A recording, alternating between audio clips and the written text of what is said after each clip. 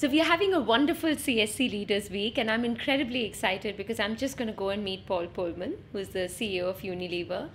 Paul is an immense champion of the Sustainable Development Goals, and he's been driving them ruthlessly, both in his capacity as a leader as well as a leader of one of the biggest institutions in the world called Unilever. I'm going to be meeting him right now, and I'm really looking forward to having a conversation with him on resilience. How resilience, I think, is a very important leadership trait, not just to deal with shocks and turbulence in the system, but something that is an ongoing leadership trait so that it can help grow the leader for the best of times and the worst of times. So, Paul, really keen, I've been thinking a lot about resilience ever since we set this challenge on CSC leaders.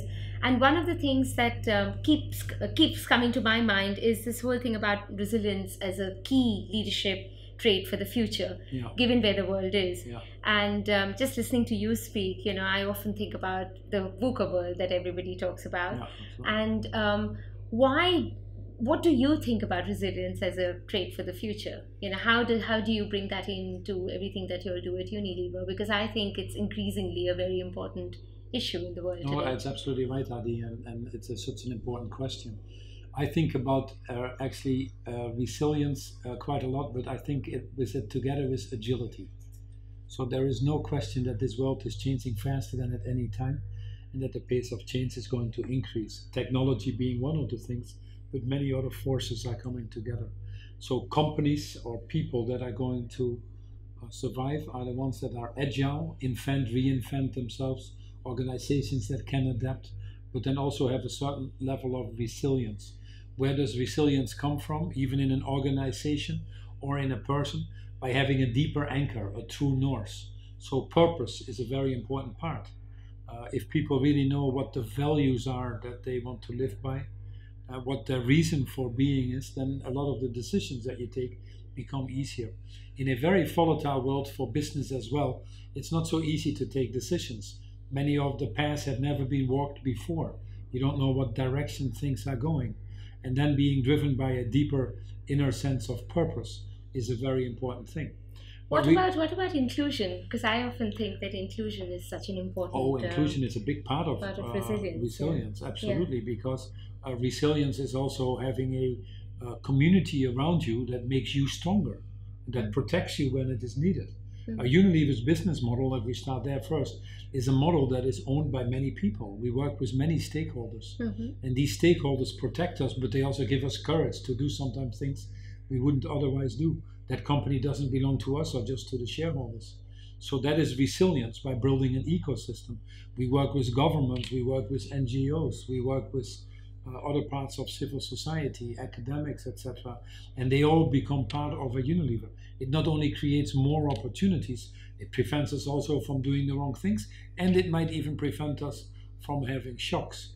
When in some countries there were civil strifes, and we are in many parts of the world that unfortunately have to deal with that, people said, why don't they attack your factories or burn them because you might be a multinational or a foreign company? It's because the communities around them protect them, because they're part of the system. It's their livelihoods. We invest in them. We put sustainable livelihood programs in, school programs on education. We put health programs in with hand washing or oral care, and we become part of that community. Our philosophy has always been like that, to first and foremost do what's in the interest of the countries or the stakeholders that we serve. So that's a company resilience net. Now you have that also individually. It's kind of sad that in the US you have 50 billion likes being sent on all of our little tools that we do with our telephone, but then the average American has only one real friend they can talk to. So you see suicides going up everywhere, depressions, people come to work and can't bring their full self, only 30% of their energy according to many studies. So you could never be a very successful company if you don't work that personal resilience as well. In Unilever, we think about it as call it a triangle, if I might say, or a hierarchy. So we spend a lot of time on physical fitness, because if you are tired, you also get emotional, or you can't think properly, or you might take the wrong decisions. So we spend a lot of time in our programs to ensure that people are physically fit. Nutrition programs at work, it helps to be in food, wellness facilities, and access to advice. And then the second step is emotional wellness. The third step would be mental wellness, which means giving flexible work arrangements, training and retraining people all the time, having objective performance systems, support systems, mentoring systems. And then ultimately is the spiritual level 4, or purpose driven, where we spend a lot of time on talking about why we are there and what we're trying to do. And what we see is that brands that have even a deeper purpose, people are happier, they're more engaged, they feel very proud, they go the extra mile. And for us, it's not anymore a work-life balance. For most of our people, it's a life balance they have chosen, and work happens to be part of that. But they really live their purpose. And if you get to that level, it's enormous. Now, there are issues, obviously, in terms of the stress and pressures now in the families, in the job market, and high levels of uncertainty, and not only in Europe or the US, it's creeping into many parts of the world. And as I alluded to before, suicides are up. Although our company is on the better end of all these statistics, I do worry about it. Not only for our own company, I do worry about that for society. So we make programs that are increasingly more inclusive. We have some of the most advanced mental health programs with Headstrong or with organizations like Mind, and spending a lot of time on that. We want everybody to be only one click away from help, whatever that is needed, for example. And all these systems, just like you have financial resilience, you need to have social resilience, and all these systems are part of that. One of the things we've been talking about a lot this week, and I've been fascinated by this, I've been thinking a lot about this, is resilience only something that one looks at in the context of leadership to deal with shocks and upheavals in the context of leadership? Or is it also a very important leadership trait during peacetime, when it's less turbulent than other times, but you've still got to prepare for the future? And as a leader, how critical is resilience at a time when it's not about shocks and upheavals, but it's about preparing your team, going through your tasks in a way that you're future-proofing yourself. Can one look at resilience as something that's essential and core given where the world is, instead of just looking at it in terms of sort of, the negative?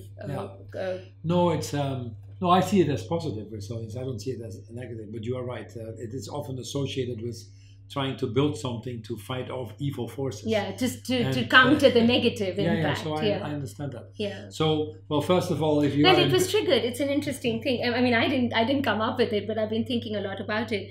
We had someone who came to speak who's from the British Army, and he said, if we were to concentrate on building resilience in our people only during wartime, then we wouldn't succeed. It's all the work that you do during peacetime that helps us deal with the situation. Absolutely, and it's totally right.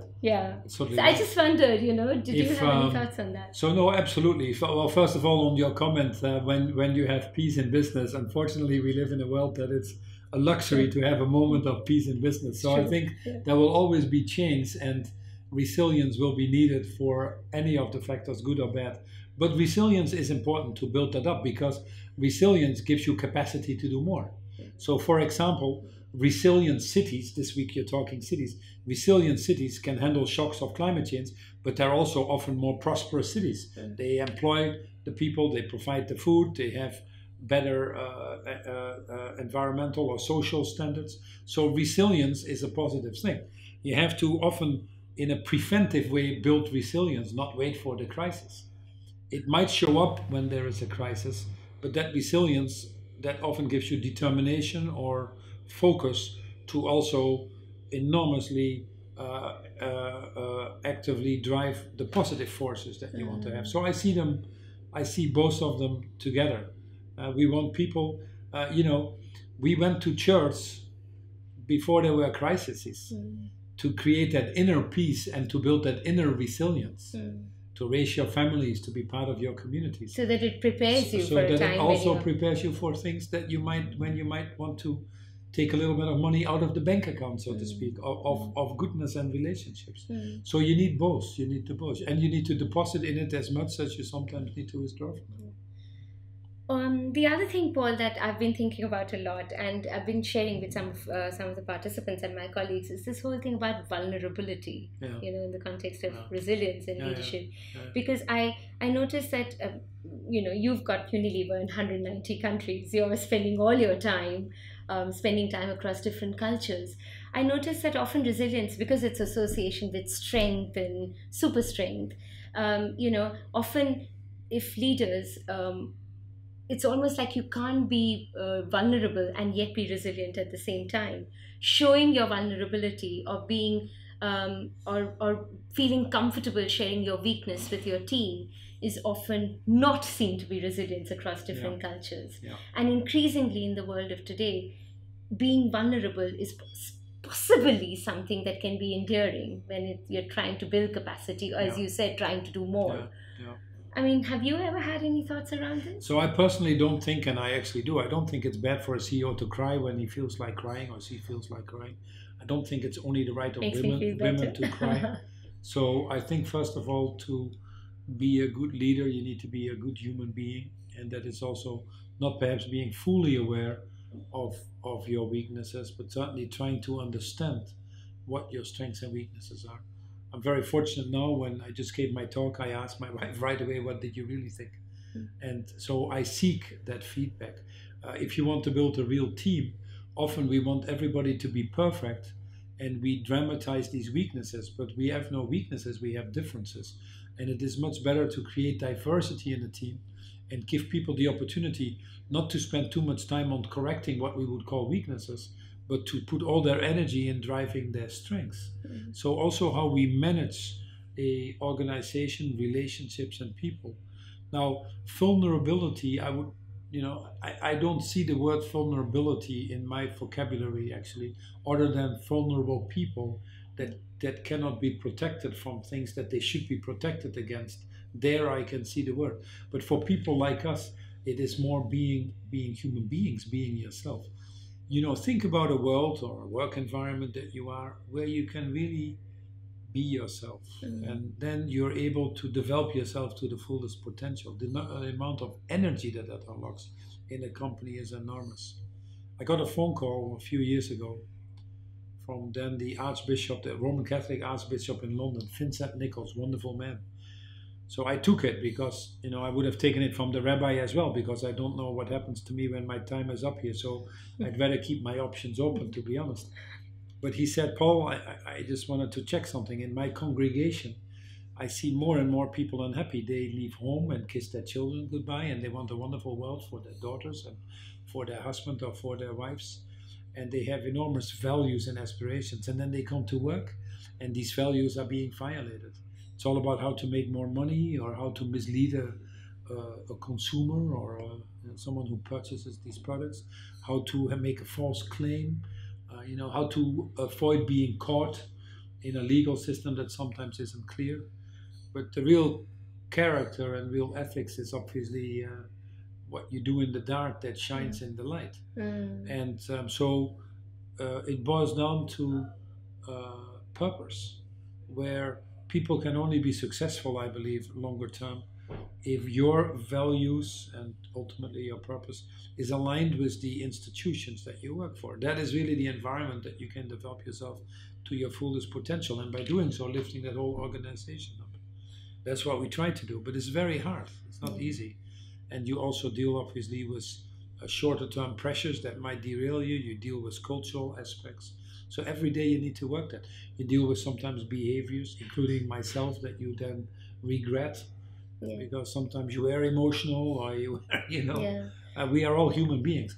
But that humanity is important, A great leader has a high level of awareness of what happens around him or her, a high need to engage in that, because awareness without engagement is not leadership. Yeah, but it's really interesting how despite globalization and the world shrinking, some of the cultural sort of contexts in which are very important, Absolutely. in which people, leaders are born, Absolutely. But some things permeate global, being able to operate with a high level of humanity or humility, I think is a global trait. Treating others like you want to be treated is a global trait. respecting everybody, and not letting the 0.1% difference between us get in the way that others like to celebrate and dwell on to drive us apart. We unfortunately haven't found as many mechanisms to celebrate our commonalities. We've lived in a system of win-lose, of games that we play. When I grew up, you played Monopoly. You had to avoid going to jail. You had to get as much money as possible. And you had to make the others bankrupt. That's how we grew up. Or Stratego was the game in the Netherlands I played where you had to defeat the other army. So everything is win-lose, and that's how sort of the Confucian education started to develop. Fortunately, women actually don't have that as much as men. That's not only why I like women more, but why I also think that women have a bigger role to play than we currently let them play. They're more purpose-driven, as I said, more partnership, have a deeper sense, because obviously of the roles that they have played towards their families versus what men have done historically. So we need to get these values more celebrated. We need to normalize them. We need to talk about that. We have a big movement that we now started, which is called Human at Work. And we get a lot of companies now signing up to that and wanting to participate and learn from each other, from the mistakes, from the dialogues. But just to be simply human at work, why isn't that possible? Yeah, absolutely. I find it a very sad statistic in any Harvard Business Review that you read that people say, you only bring 30% of yourself to work. And think about that, all the hours we spend there. I find that a tragedy. And think it's not just that the company could earn more money or be more productive. It's a human tragedy. For the gift that we've been given by being here, by helping others, by participating, and then only using 30% of that. Well, I hope, more and more conversations with people around, what it is to be inclusive and make workplaces more inclusive, and therefore leaders can make their teams more inclusive, will prevent such statistics of people bringing 30% of No, absolutely. And it's not just talking about it and or having the programs, believe it or not, it's just really behaving like that. Yeah. I think the shadow of a leader is the behavior change. Absolutely. And what we do and how we behave is ultimately going to decide if people see us to be leaders. You cannot be a leader if you're not worthy to be a leader. You cannot be trusted if you're not trustworthy. So these are not things that are given to you by your level or by your title. These are things that you need to determine by behavior. Yeah, and consistency of behavior that helps build trust and relationship. Absolutely, because it, as they often say, it comes on foot and it leaves on horseback. So what do you think of that conversation with Paul Polman? I was fascinated, I have to say, because I've been struggling with this concept of resilience. I've been struggling with it being something which is just to deal with upheavals and shocks. Whereas the conversation with Paul has given me the conviction to believe that it's not just about dealing with shocks and upheavals, but it's also about peacetime resilience, which helps in the growth of leaders. So resilience, when Paul said resilience is about doing more, I'm completely with him. I want to go away and think about this a bit more because I think we might be onto something here. Really interested in what you all think about that interview. I was fascinated. Leave your comments below so that I can come back to you.